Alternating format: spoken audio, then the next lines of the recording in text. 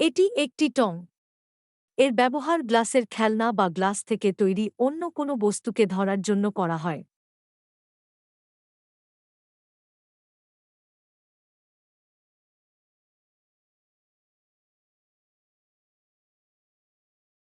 যেমন আপনি দেখতে পাচ্ছেন, আমাদের কারিগর টঙের সাহায্যে গ্লাসের বস্তুকে ধরে তাকে ভাটির উপরে রাখছেন এবং এখানে আমাদের কাঙ্ক্ষিত আকার তৈরি হচ্ছে।